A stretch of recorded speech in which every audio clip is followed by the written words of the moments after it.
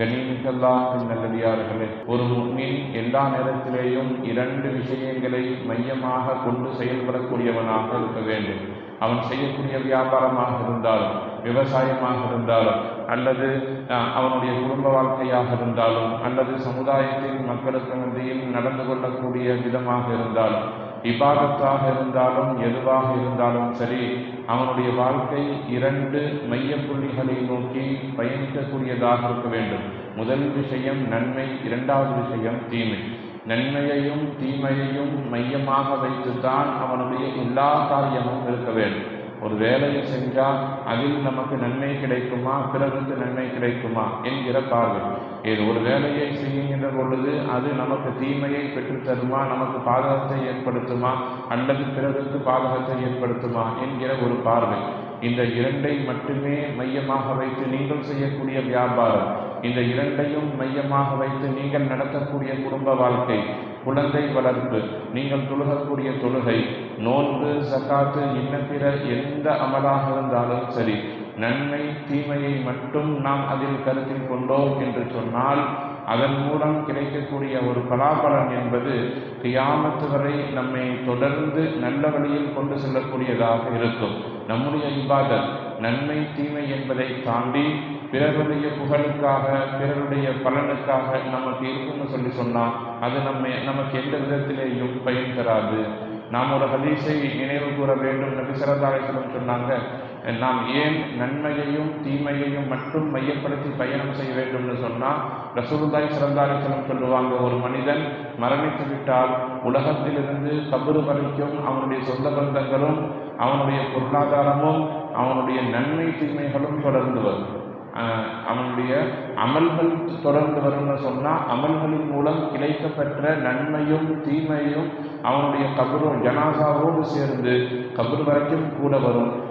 அவன் சம்பாதித்த காசு பணங்கள், விலை உயர்ந்த பொருட்கள், துன்யாவில் வாங்கி வைத்திருந்த இடங்கள், நிலங்கள் எல்லாம் அவனுடைய ஜனாசா அடக்கம் செய்யப்பட்டிருக்கிறான். மீண்டும் துன்யாவை நோக்கி வேறு யாராவது ஒருவரை அண்டிக் கொள்ளும்.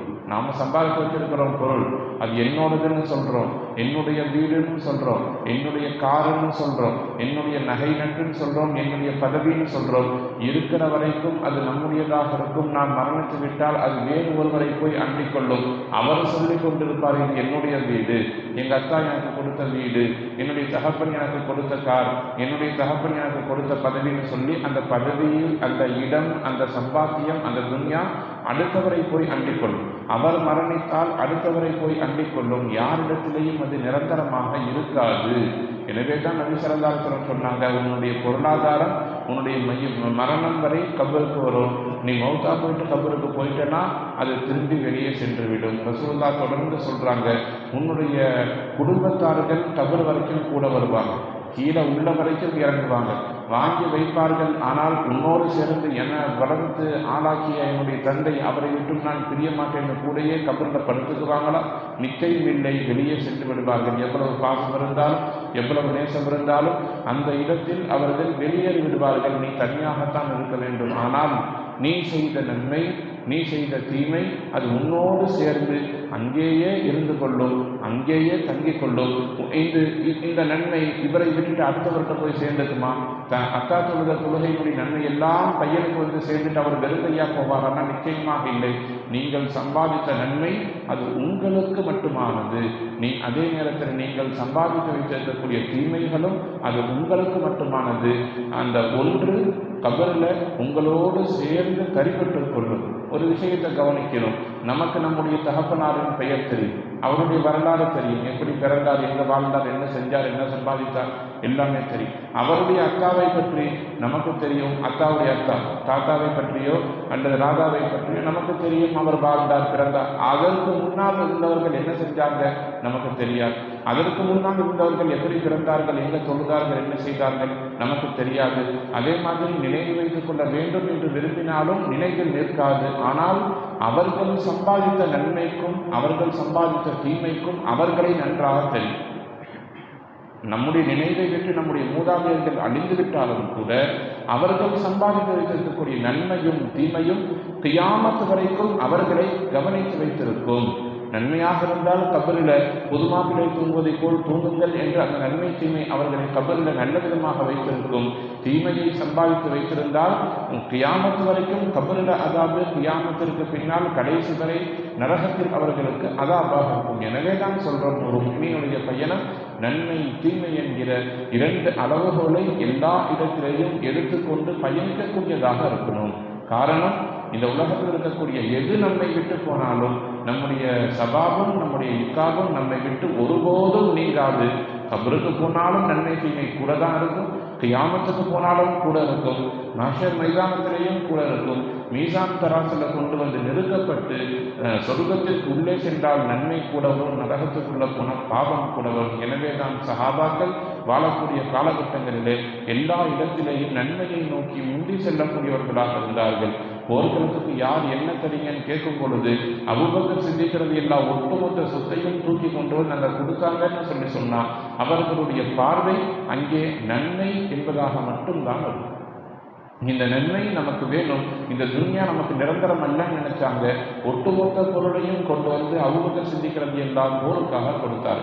உமர் ரலியல்லாஹு தஆலா அன்ஹு அவர்கள் சொத்துல பாதியை கொண்டு வந்து கொடுத்தாங்கன்னு சொன்னால் அவர்களுக்கும் அந்த துனியா ஒரு பெரிய விஷயமாக இருந்ததில்லை.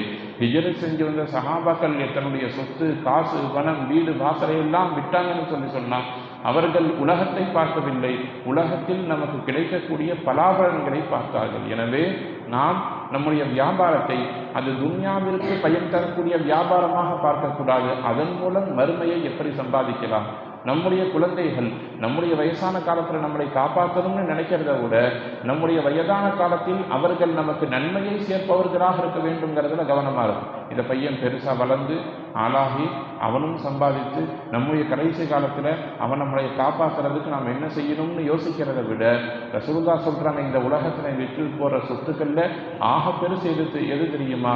வலதும் சாலிஹும் எது உலகு, உனக்காக துவா செய்யக்கூடிய உன்னுடைய சாலிஹான குழந்தை. அப்போ குழந்தைகளுடைய விஷயத்தில் இபாதத்தை மையமாக கொண்டிருக்க வேண்டும், நல்லொழுக்கத்தை அவனுக்கு போதிக்கணும். அப்போதான் அவன் நாம் கபருக்கு சென்றாலும் நமக்கு நன்மையை சேர்க்கக்கூடியவனாக இருப்பான். அவன் கொடுக்கக்கூடிய காசும் பணமும் துன்யால வாழ்ற வரைக்கும் தான் நமக்கு பிரயோஜனம் தருமே தவிர கபருக்கு போனதுக்கு பின்னாடி பிரயோஜனம் தராது. எனவே முஃமினாக இருக்கக்கூடிய நாம் எல்லா நிலையிலையும், குழந்தை வளர்ப்பிலிருந்து வியாபாரத்திலிருந்து எல்லா இடத்திலேயும் நன்மையையும் தீமையையும் முன்னால் கொண்டு வந்து வைத்து அந்த பார்வையில் பார்க்கணும். இந்த காரியம் நமக்கு நன்மையா, இந்த காரியம் நமக்கு தீமையா? நன்மையாக இருந்தால் எதுவாக இருந்தாலும் எடுத்து செய்யுங்கள், பாவம்னு வந்தால் எதுவாக இருந்தாலும் அதை விட்டு தவிர்த்து கொள்ளுங்கள். காரணம், நீங்கள் சம்பாதிக்கக்கூடிய நன்மையும் தீமையும் மறுமை வரை, சொர்க்கம் வரை, நரகம் வரை உங்களை விட்டு நீங்காமல் இருக்கும். அல்லாஹு ஜல்ல ஷானஹு தஆலா வாழும் காலகட்டங்களிலே நன்மையான காரியங்களில் விரைந்து செயல்படக்கூடிய நல்ல மக்களாக, பாவமான காரியங்களை விட்டு தடுக்கப்பட்டவைகளை விட்டு தவிர்த்து வாழக்கூடிய நல்லடியார்களாக நம் அனைவரையும் ஆக்கிய நல்லொரு புரிவானாக. வாஹிரு தஅவானா அனில் ஹம்துலில்லாஹி ரப்பில் ஆலமீன்.